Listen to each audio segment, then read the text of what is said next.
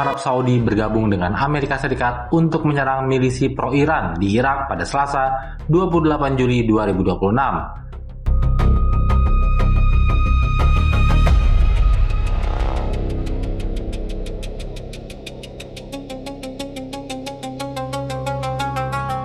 Kementerian Pertahanan Saudi menyatakan telah melakukan serangan gabungan dan terarah bersama Amerika Serikat ke milisi yang didukung Iran.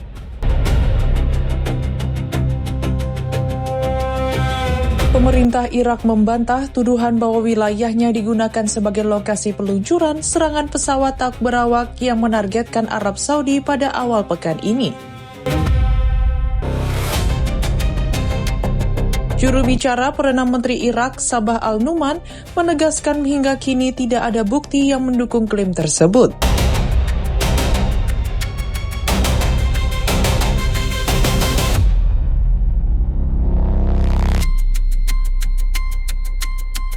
Meskipun angkatan bersenjata AS tidak mau terlibat, Zionis di Kongres AS akan memastikan bahwa pasukan Amerika harus masuk ke Arab Saudi untuk menghadapi Iran.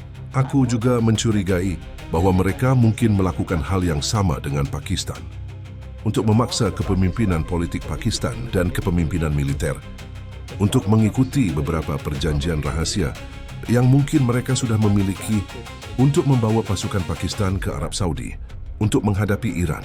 Jika itu terjadi, konsekuensi nomor 1 akan menjadi Amerika Serikat akan menghadapi dua front, di mana mereka akan kalah perang. Front pertama adalah Irak, dan front kedua adalah Arab Saudi untuk menyelamatkan Amerika Serikat dari kekalahan. Israel harus campur tangan, dan sejarah akan terulang kembali.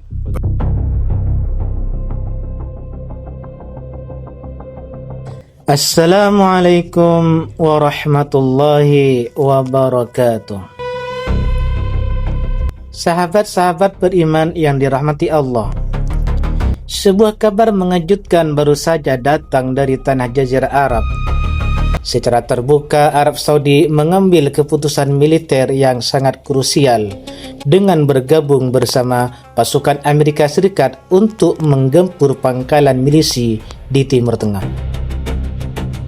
Langkah politik yang berani ini sontak memicu gelombang pertanyaan besar di kalangan para penuntut ilmu eskatologi Islam. Mengapa penguasa Jazirah secara terang-terangan memperlihatkan keberpihakan pada Pax Americana di tengah situasi dunia yang kian bergejolak? Apakah fenomena geopolitik ini merupakan awal dari nubuatan penting mengenai pergeseran peta kekuatan di akhir zaman? Pada video kali ini, kita akan membahas dan membedah apa yang sebenarnya sedang terjadi di balik layar konflik global ini, bersandarkan pada sudut pandang nubuat suci dan analisis eskatologi Islam. Mari kita simak pembahasan selengkapnya secara khusyuk.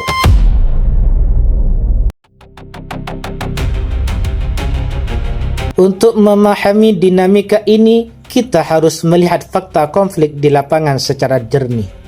Dunia baru saja dikejutkan dengan insiden wilayah Arab Saudi yang dihujani oleh serangan pesawat tanpa awak atau drone secara masif.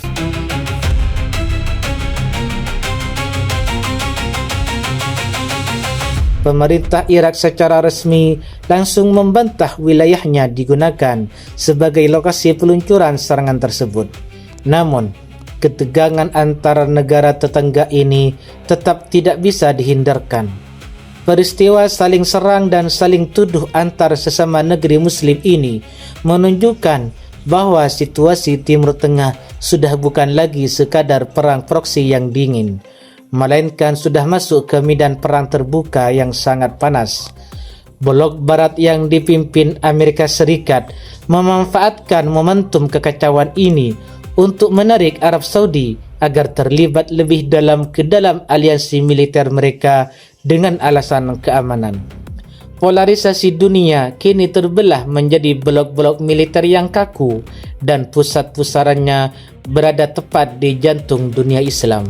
Jika kita menarik fenomena ini ke dalam kacamata eskatologi, analisis mendalam dari pakar akhir zaman Syekh Imran Hussein, mendadak menjadi sangat relevan dalam berbagai kajiannya mengenai tatanan dunia baru. Syekh selalu memperingatkan tentang bahaya aliansi antara penguasa dunia Islam dengan apa yang beliau sebut sebagai aliansi Barat Zionis.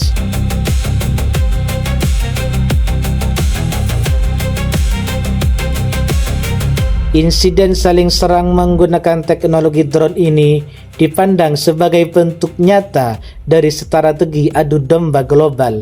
Syekh Imran Hussein sering menggarisbawahi bahwa salah satu tanda besar yang tertulis dalam nubuatan adalah pudarnya pengaruh spiritual dan politik yang murni dari Jazirah Arab. Ketika sebuah kekuatan suci bertransformasi menjadi sekadar pion dalam papan catur militer global demi payung keamanan barat, disitulah letak titik pelemahan umat dari dalam bergabungnya militer Saudi ke dalam komando operasi barat sengaja diciptakan untuk memicu perang saudara regional menjelang peristiwa besar di masa depan.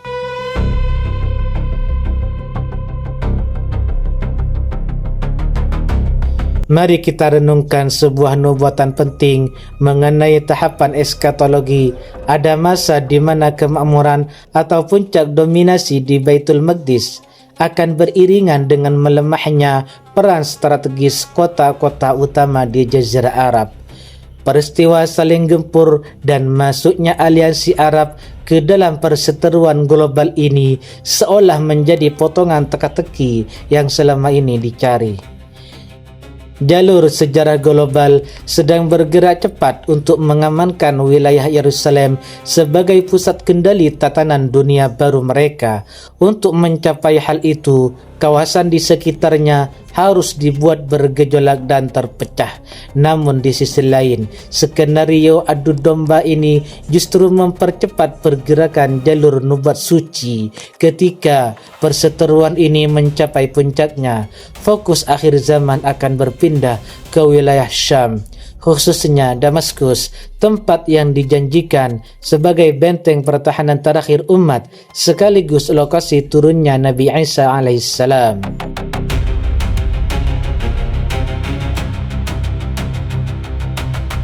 Sahabat beriman yang dirahmati Allah Subhanahu wa taala, dari seluruh rangkaian fakta dan analisis yang telah kita jabarkan, eskalasi militer dan hujan drone di Timur Tengah hari ini bukanlah sekadar perebutan wilayah kekuasaan duniawi belaka. Ini adalah bukti nyata bahwa benturan dua jalur sejarah besar sedang bergerak cepat menuju titik temunya di akhir zaman. Sebagai umat beriman, tugas kita di fase ini bukan terjebak dalam ketakutan politik, melainkan memperkuat benteng keimanan, memperbanyak amal soleh, serta jeli melihat arah mata angin nubuatan yang sedang terjadi di depan mata kita, sebab kepastian kemenangan akhir telah dijanjikan bagi jalur nubuat suci di bawah panji Islam bersama pengikut setia Nabi Isa alaihissalam.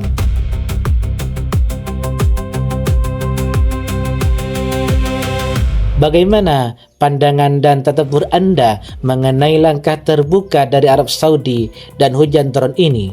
Silakan tuliskan analisis, pandangan atau diskusi sehat Anda di kolom komentar di bawah agar kita bisa saling berbagi ilmu. Jika video ini dirasa membawa manfaat, silakan berikan dukungan Anda, subscribe ke channel Fenomena Akhir Zaman, dan sebarkan syiar ini ke karib kerabat yang lain agar semakin banyak umat yang terbangun dari kelalaian.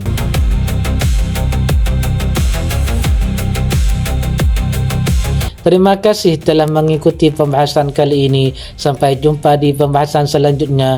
Wassalamualaikum warahmatullahi wabarakatuh.